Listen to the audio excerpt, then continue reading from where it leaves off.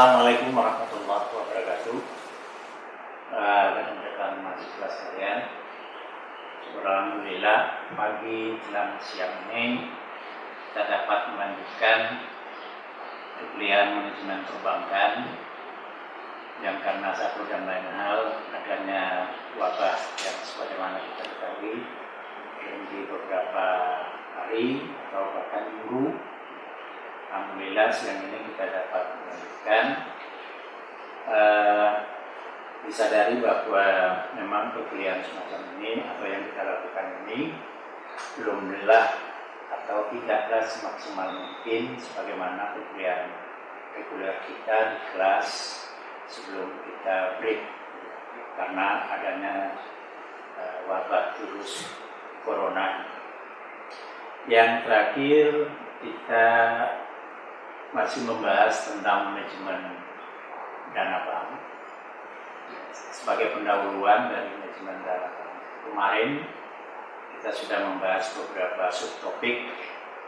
Yang pertama tentang apa yang kita pahami tentang manajemen dana itu sendiri.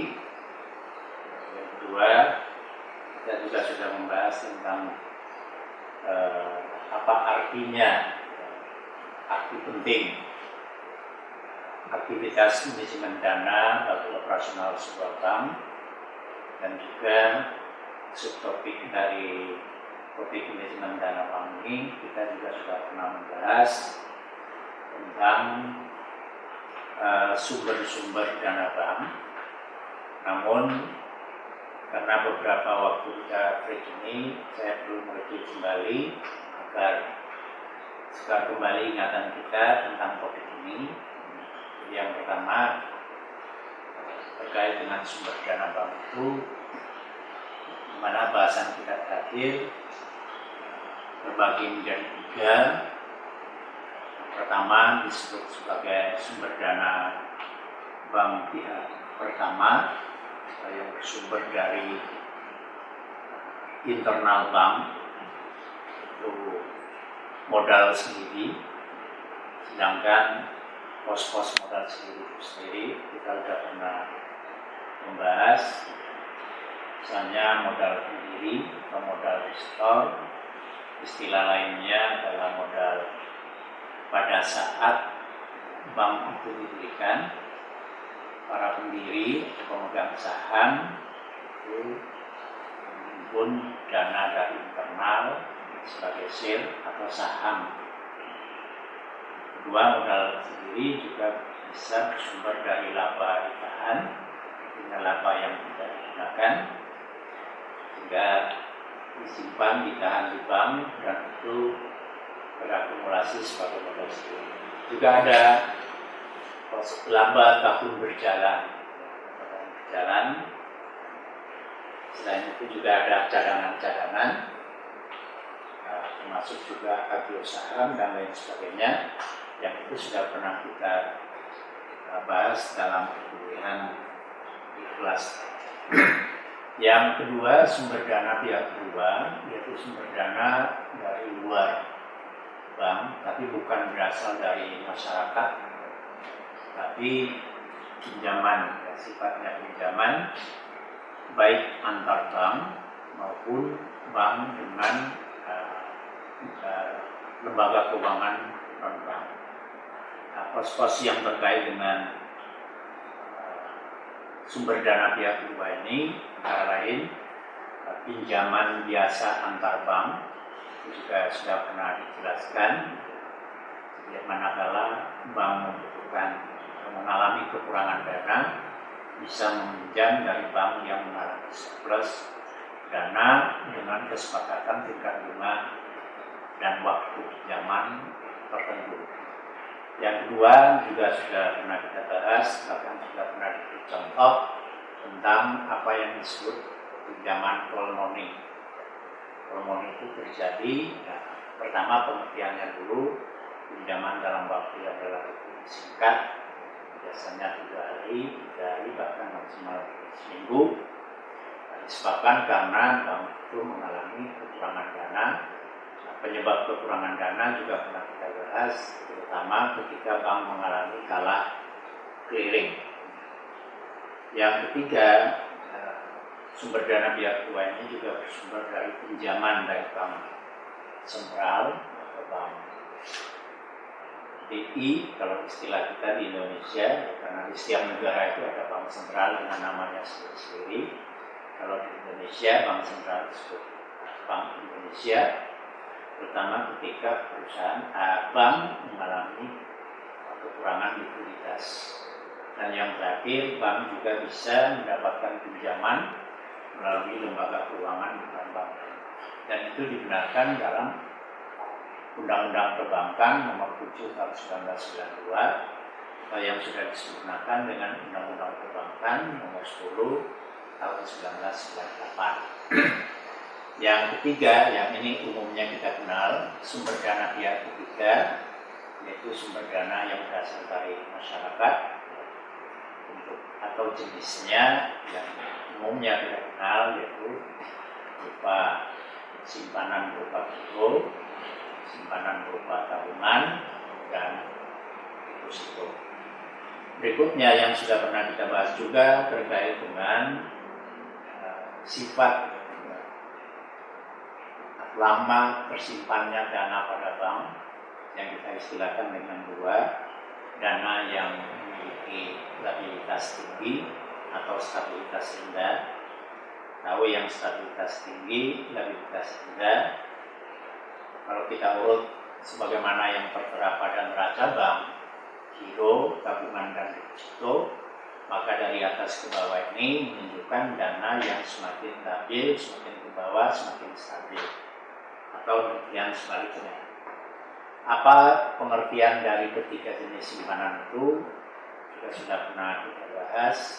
Pada prinsipnya, giro tabungan itu dua simpanan yang tidak terikat dengan jangka waktu para penyimpan atau masyarakat penyimpan, sedangkan deposito itu terikat dengan jangka waktu yang disepakati antara penyimpan dengan pihak bank.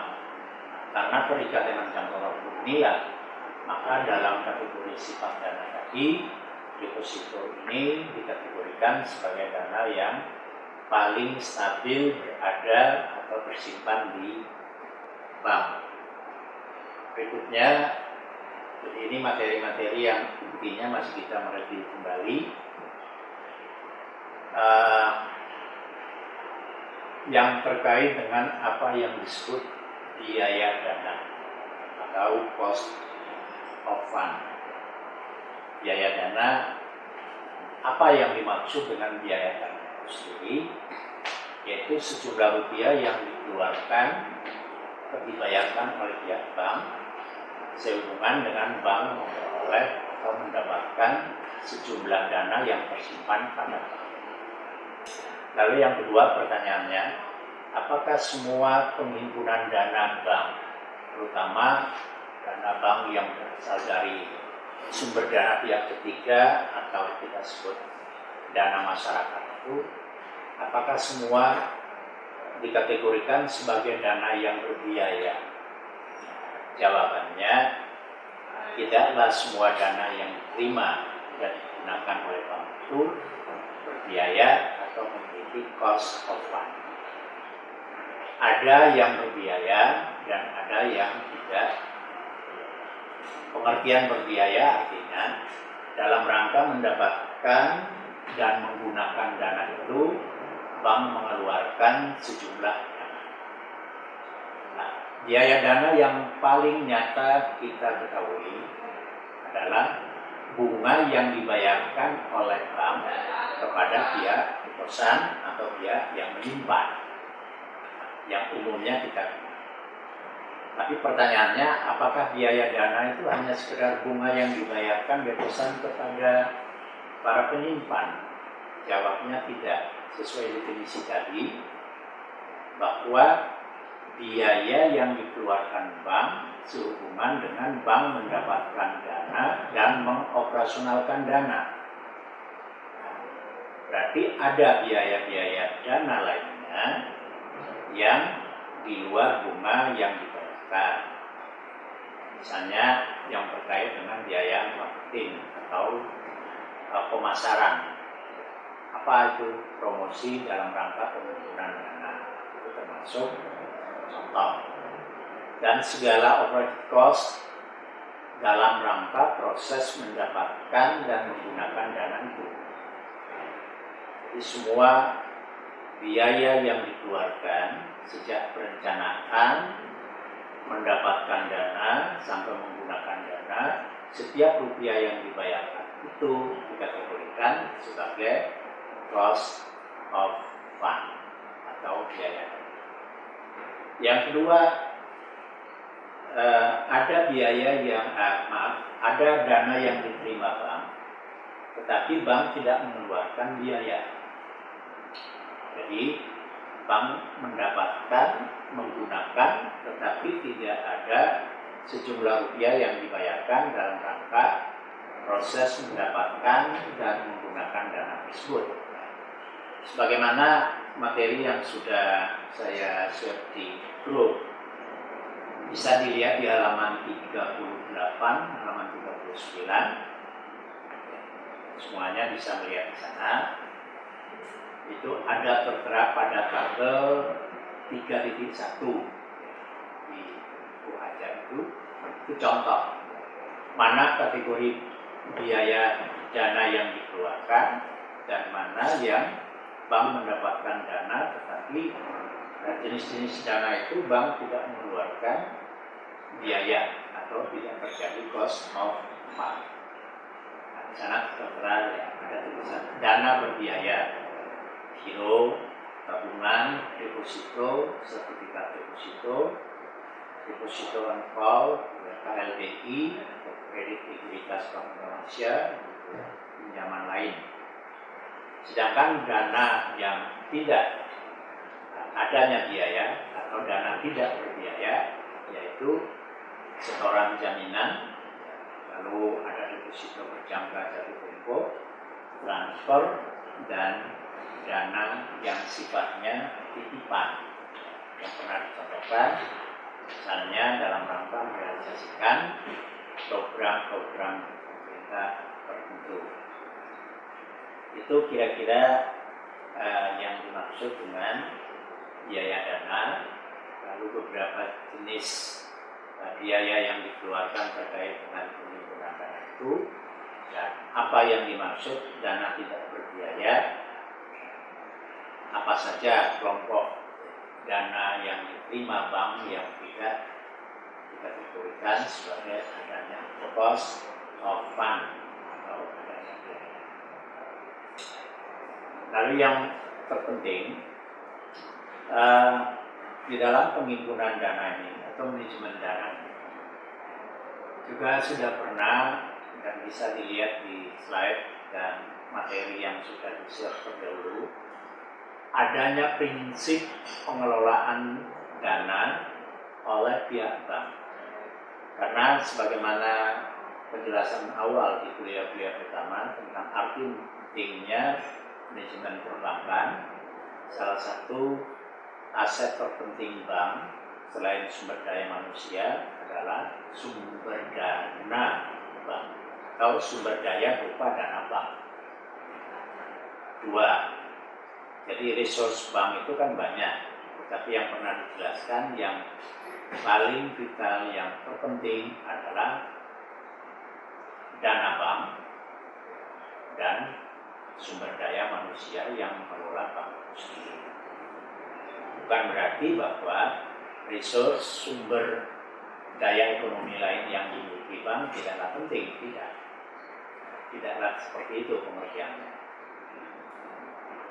Yang berikutnya kita lihat mengapa dana ini perlu dikelola, karena pernah disampaikan, Anda bisa membayangkan bagaimana bank beroperasi tanpa dana, artinya tanpa memiliki dana yang bersumber dari pertama pihak ketiga, pihak kedua, dan modal sendiri. Otomatis tidaklah disebut bank kalau bank beroperasi tanpa. Sehingga manajemen dana ini, hal pertama yang perlu dipahami adalah di dalam operasional bank, karena ini merupakan aset terpenting, maka bank berhati-hatilah dalam memanage baik dari aspek funding, pengimpunan dana, maupun lending, penyaluran dana. Oleh karena itu, ketika kita berbicara tentang manajemen dana, bagaimana memanage dana, hal pertama yang tidak boleh dilupakan bank adalah selain memahami sumber-sumber dan kondisi sumber dana itu, adalah bagaimana menerapkan prinsip pengelolaan dana bank. Yang pernah digambarkan bahwa prinsip pengelolaan dana bank itu bahwa sumber dana jangka pendek haruslah diinvestasikan pada investasi jangka pendek. Nah, itu bisa digambarkan kalau dalam skema sumber dana jangka pendek, investasinya jangka pendek. Sedangkan sumber dana yang sifatnya jangka panjang itu harusnya diinvestasikan pada investasi jangka panjang.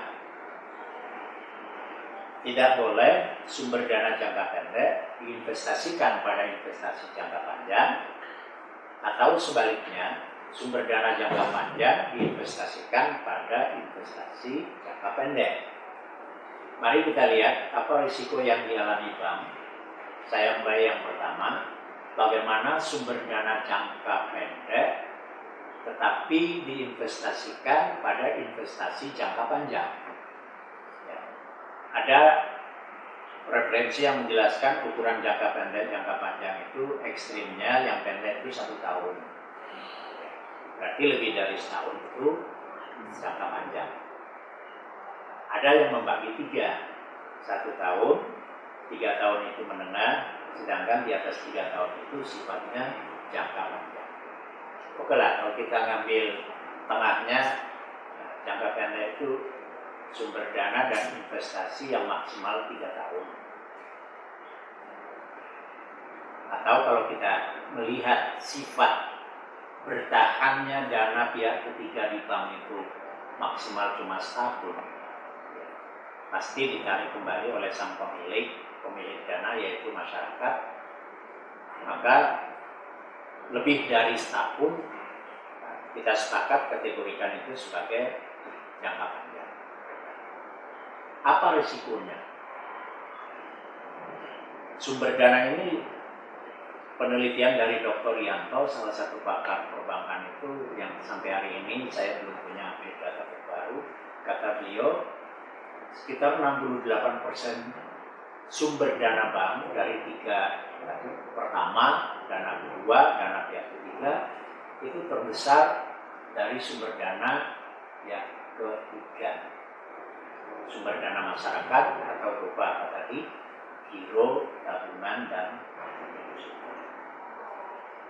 Ini kan masuk kategori sebagai sumber dana jangka pendek. 68%, berarti selebihnya adalah kurang lebih 32% itu bersumber dari dana pihak kedua dan dana pihak pertama, modal sendiri. Bagaimana risiko yang dialami ketika bank menginvestasikan pada investasi jangka panjang? Sudah barang tentu orang awam pun bisa mengatakan bank akan mengalami kesulitan likuiditas. Likuiditas sendiri, sebagaimana yang kita pelajari di mata kuliah yang lain, kemampuan suatu perusahaan dalam menyelesaikan semua kewajiban lancar dengan jaminan aktiva lancar. Sehingga bisa kita bayangkan ketika para pemilik dana yang 68% ini berupa dana dari mereka, dari dana pihak ketiga, masyarakat, menarik kembali dana, sementara bank sedang menginvestasikan pada investasi jangka panjang yang kembalinya bisa 3 tahun, bisa 5 tahun, bahkan bisa 10-20 tahun yang akan datang. Sehingga jelas jawabannya bank akan mengalami krisis likuiditas. Apa itu? Ketidakmampuan atau minimal kekurangmampuan bank untuk mengembalikan dana-dana masyarakat yang tersimpan. atau kewajiban likuiditas bank akan bertambah. Yang kedua sebaliknya, manakala bank menginvestasikannya ke investasi jangka pendek. Artinya investasi itu kita misalkan 1 tahun sudah kembali. Tetapi sumber dana bank ini bank memperoleh dari sumber dana jangka panjang.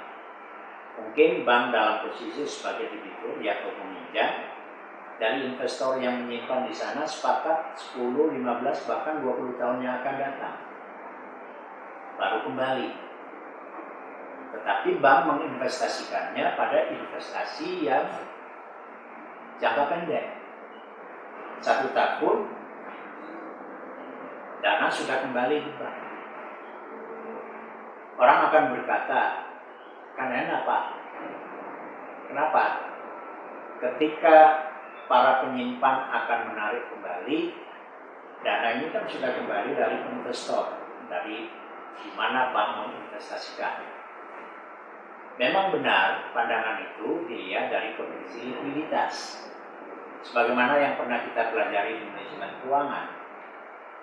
Secara teoritis, sifat likuiditas dan profitabilitas atau rentabilitas itu kan berbanding terbalik. Artinya, ketika sebuah perusahaan itu mengejar profitabilitas, itu likuiditasnya cenderung menurun. Demikian sebaliknya, ketika sebuah perusahaan termasuk bank berupaya untuk menjaga, mempertahankan kondisi likuid atau likuiditas yang terjamin, pasti rentabilitasnya juga cenderung menurun. Berbeda kalau kita berbicara profit, keuntungan dengan risiko, itu kan selalu berbanding lurus.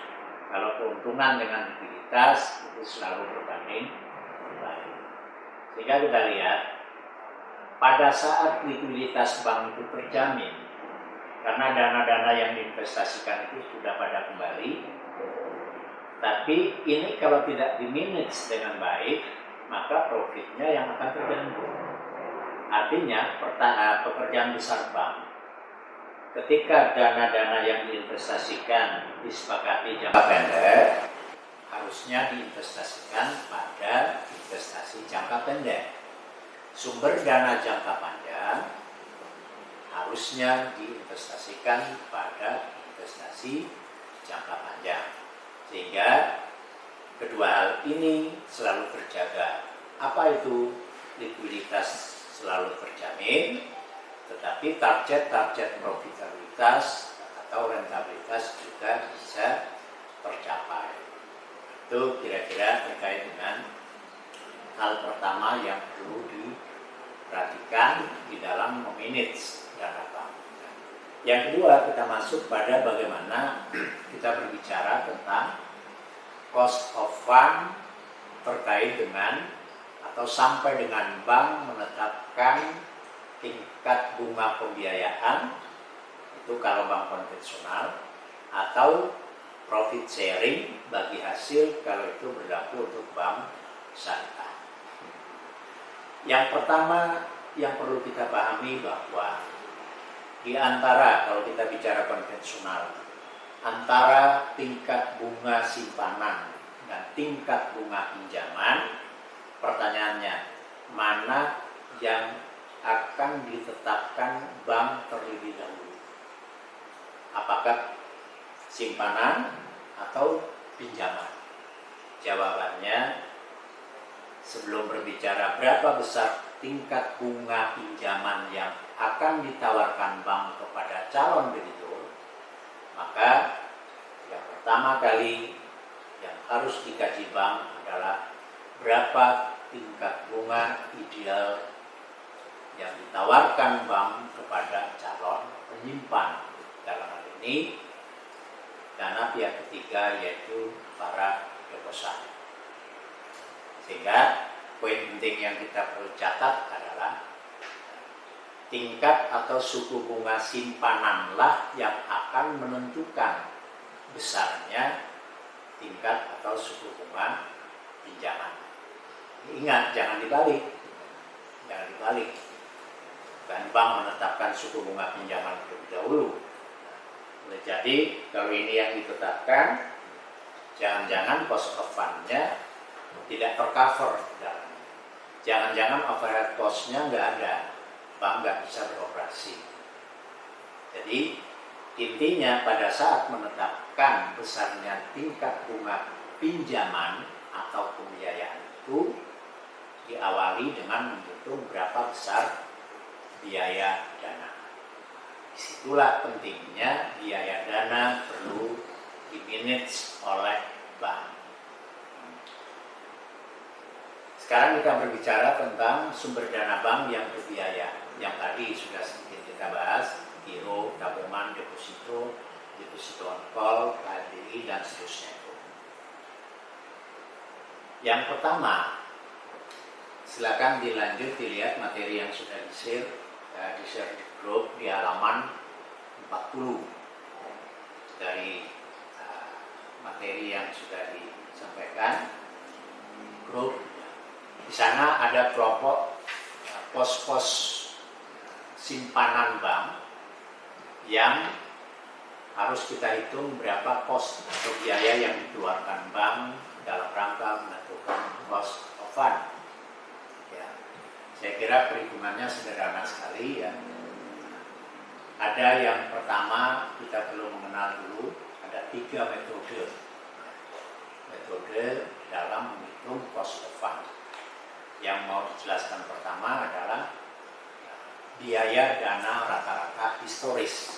Itu paling sederhana, paling simpel, tetapi juga mengandung kelemahan, sehingga dikoreksi oleh biaya dana rata-rata tertimbang. Nah, jadi poin yang perlu kita catat bahwa pada umumnya bank itu menerapkan perhitungan biaya dana, cost of fund, lalu berlanjut pada cost of renewable fund, bahkan yang terakhir sampai menentukan base lending rate atau suku bunga.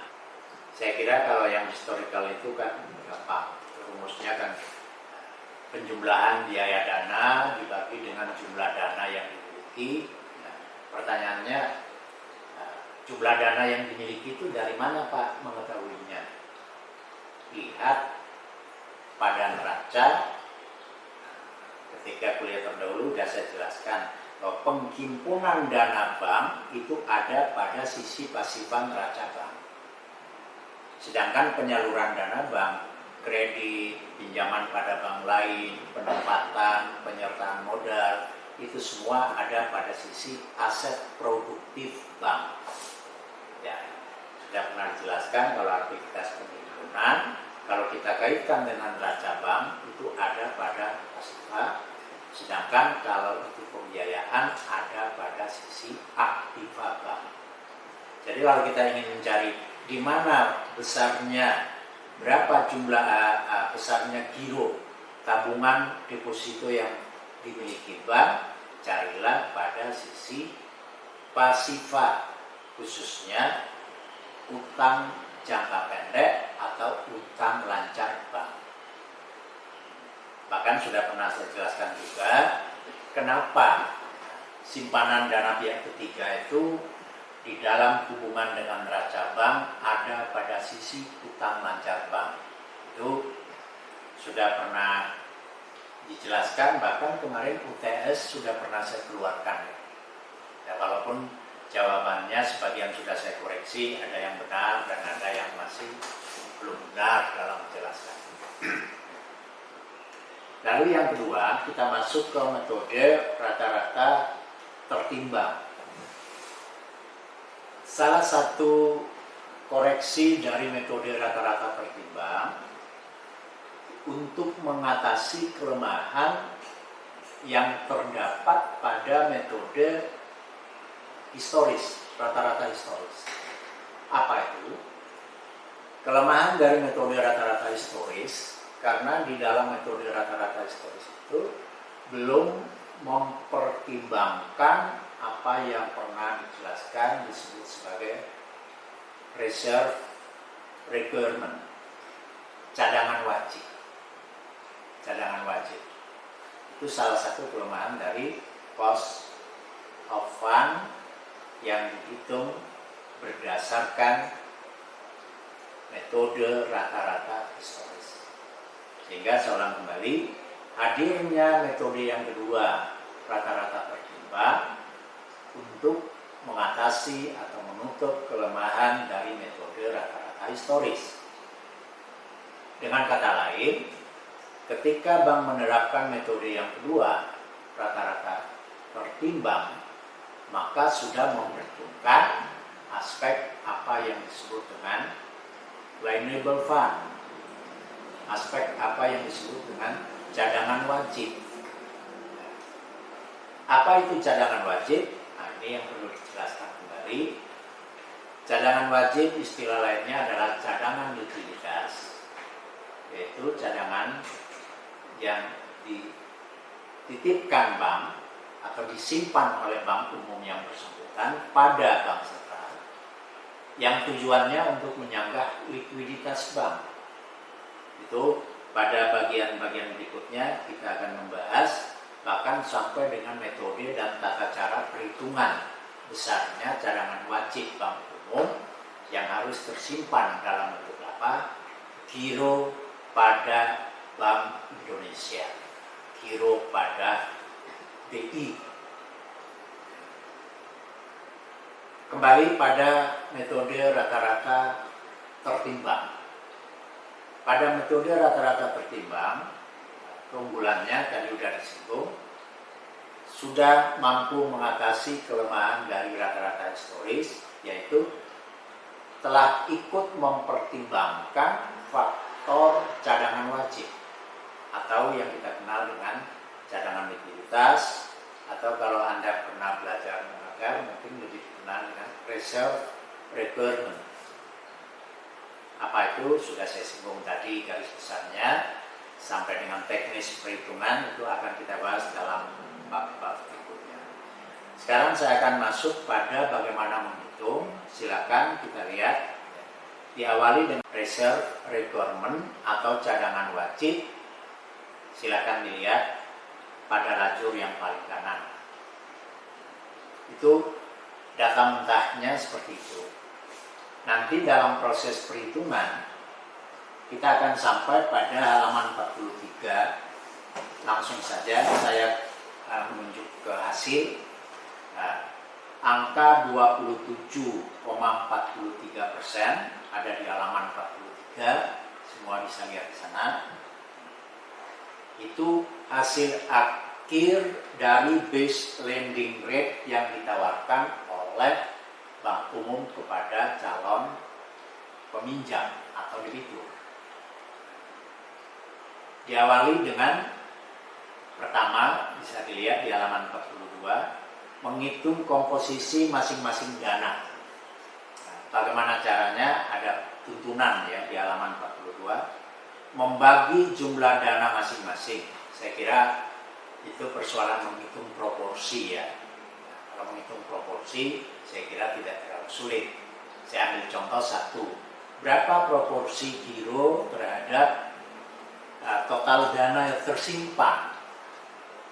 Maka jumlah giro di sana tertera 250.000 dibagi 2.500, maka proporsi giro 10% dari total dana tersimpan, ya, atau jumlah simpanan bank. Menghitung proporsi tabungan juga demikian dan seterusnya. Itu langkah pertama atau pada poin 1. Nah, yang kedua ini yang perlu ketelitian. Perhatikan di tabel 3.3 pada halaman 43. Kita masuk ke langkah yang kedua, menghitung tingkat bunga efektif. Kalau di tabel 3.3 Anda lihat di lajur nomor 7. Sudah? Nah, di lajur nomor 7 itu, judul lajur itu tingkat bunga efektif. Di sana tertera 10,61. Nah, inilah yang mau saya jelaskan. Dari mana mendapatkan tingkat bunga efektif 10,61. Mari kita lihat tuntunannya ada di halaman 42 pada poin perhitungan yang kedua. Kita lihat di sana, dengan jalan mengkalikan tingkat bunga, lihat lajur 5 ya, 10,3 sudah pada lajur 5 10,3 sudah. Kalau sudah, dengan jalan mengkalikan tingkat bunga pada lajur 5 dengan komposisi likuiditas dikurangi dengan komposisi dana yang kita hitung di langkah pertama tadi, setelah dikurangi dengan cadangan wajib atau cadangan likuiditas. Mari angka-angkanya saya tuntun biar semua bisa mengerti. Saya ulang kembali, coba lihat di lajur 7 tingkat bunga efektif, dari mana angka 10,61 sesuai dengan tuntunan pada poin 2. Kita kalikan. Apa yang dikalikan? Tingkat bunga pada lajur 5. Berapa tingkat bunga pada lajur 5? 10,3. Ada? Tidak kelihatan? Sudah. Dikalikan komposisi dana setelah dikurangi dengan cadangan likuiditas. Sudah. Komposisi dana itu ada di lajur 4 yang tadi sudah kita hitung langkah pertama. Sudah, semua sudah lihat. Ini kita membahas di halaman 43 tabel 3.1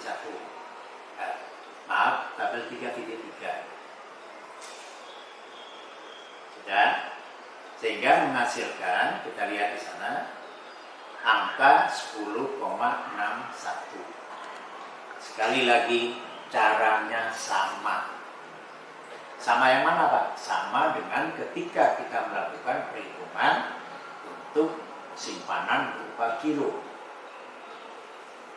Sudah, berarti kita sudah selesai menghitung tingkat bunga efektif pada lajur 7 atau poin penuntunnya poin kedua. Sekarang kita ke ketiga, menghitung kontribusi masing-masing sumber dana. Perhatikan lajur 8. Saya ambil contoh pos simpanan giro. Dari mana angka 1,05% itu?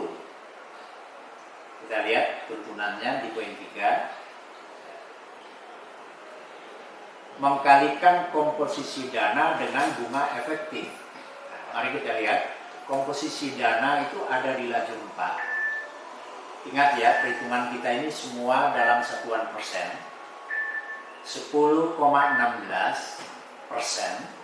dikalikan 10,61%. Sehingga kalau Anda coba persen itu didesimalkan, pasti akan keluar angka 1,05. Perhatikan pos giro. Abaikan dulu yang tabungan dan seterusnya, kita tidak membahas itu. Lalu kalau kita sampai pada pertanyaan, bagaimana pos-pos simpanan berikutnya? Jawabannya, cara menghitungnya sama. Sama yang mana? Sama ketika kita menghitung kontribusi biaya dana untuk pos giro. Poin 3. Lalu tingkat bunga efektif sudah kita dapat, bahkan kita sudah sampai pada lajur yang paling kanan, poin ketiga, yaitu menghitung besarnya kontribusi biaya dana. Maka kontribusi biaya dana masing-masing pos simpanan itu kita jumlahkan, sehingga Anda lihat berapa hasil penjumlahannya. Di sana tertera angka 19,13%. Apa yang disebut dengan 19,13%? Itulah cost of liable fund. Kolf, istilah banknya dalam perhitungan biaya dana kolf. Kolf itu akan dijadikan dasar atau bagian yang ikut diperhitungkan dalam rangka mendapatkan besarnya base lending rate. Yang perlu saya pertajam sedikit tentang apa makna kolf itu. Tadi ketika kita berbicara tentang kelemahan historical, perhitungan biaya dana rata-rata historis, disebutkan bahwa historis belum memperhitungkan cadangan wajib. Maka hasil KOF itu atau cost of lendable fund itu menjawab bahwa itulah biaya dana yang sudah memperhitungkan cadangan wajib bank. Sekali lagi, KOF itu bukan discounting rate. KOF itu 19,13% itu bukan tingkat bunga pembiayaan atau kredit yang ditawarkan bank kepada calon debitur. Belum. Itu baru biaya dana yang dikeluarkan bank sehubungan dengan aktivitas penghimpunan dana, tapi sudah ikut memperhitungkan cadangan wajib bank. Apa cadangan wajib juga sudah kita bicarakan. Mari kita lihat pada bagian yang terakhir, bagaimana bank menetapkan besarnya suku bunga pinjaman yang ditawarkan kepada calon debitur. KOF yang kita hitung di tabel tadi, coba lihat di step perhitungan berikutnya, ditambahkan dengan spread. Spread, apa itu spread juga sudah pernah saya jelaskan di awal-awal perkuliahan, yaitu selisih suku bunga pinjaman atau pembiayaan setelah dikurangi dengan besarnya suku bunga simpanan. Misalkan di sana 3,5%, itu ditambahkan dengan KOF. Jadi yang 19,13 tadi kita tambahkan dengan 3,5% spread atau tingkat keuntungan bank yang dikenakan. Sehingga kita lihat 30% dikalikan 3,5%. Ya. Gampangnya ambil kalkulator 0,3 kali 3,5, ingat 3,5 itu juga persen. Sana berapa? Tertera 1,05%. Dari mana itu? Saya ulang kembali. Pajak 30% bukan dikalikan KOF plus spread, tapi kalikan spreadnya saja. Lalu tambahkan cadangan. Apa itu cadangan piutang? Apa itu cadangan piutang? Sudah pernah kita bahas di post aktiva produktif. Yang terakhir, tambahkan juga biaya overhead. Lalu perhitungannya mudah. Semua komponen yang saya uraikan tadi itu tinggal dijumlahkan. Oh ya, kita tadi udah sampai KOF plus spread. Nah, KOF plus spread itu 22,63. Tambah pajak kali spread 1,05, cadangan piutang 2%, biaya overhead 1,75. Setelah kita jumlahkan ketemu angka 27,43%. Itulah contoh besarnya suku bunga pinjaman yang ditawarkan bank kepada calon debitur. Itu ukurannya apa, Pak? Per bulan atau per tahun? Sudah barang tentu itu bunga setahun. Jadi kalau ingin berapa per bulan ya tinggal dibagi 12 saja. Sementara perkuliahan kita mungkin tentang manajemen dana bank ini kita akhiri ya sampai dengan bagaimana menghitung besarnya biaya dana atau cost of fund. Masih ada bagian-bagian pembahasan berikutnya yang nanti akan kita, karena masih ada satu metode yang disebut dengan biaya dana marginal. Biaya dana marginal. Mungkin karena nanti setelah video ini, ketika kita masuk pada daring kuliah berikutnya, insya Allah kita akan menggunakan Zoom. Itu kita langsung saja pada bagian diskusi. Oleh karena itu video ini diharapkan sebagai materi awal, segera di-download, dipelajari, bisa diputar berulang-ulang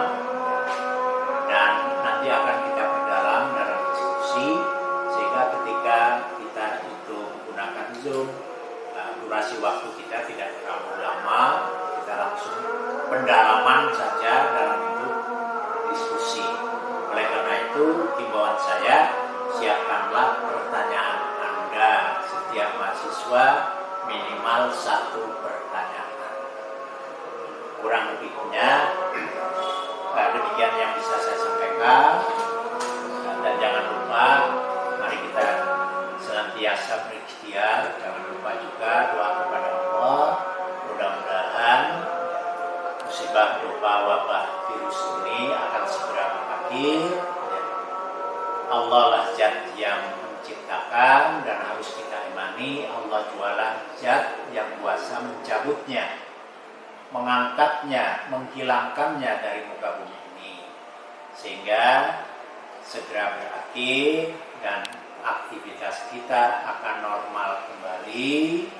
Anda bisa kembali ke kampus untuk kita bisa beraktivitas, terutama perkuliahan, praktikum, dan lain-lainnya secara tatap muka langsung dengan Bapak Ibu dosen. Saya kira sekian dan demikian. Billahi taufiq wal hidayah. Assalamualaikum warahmatullahi wabarakatuh.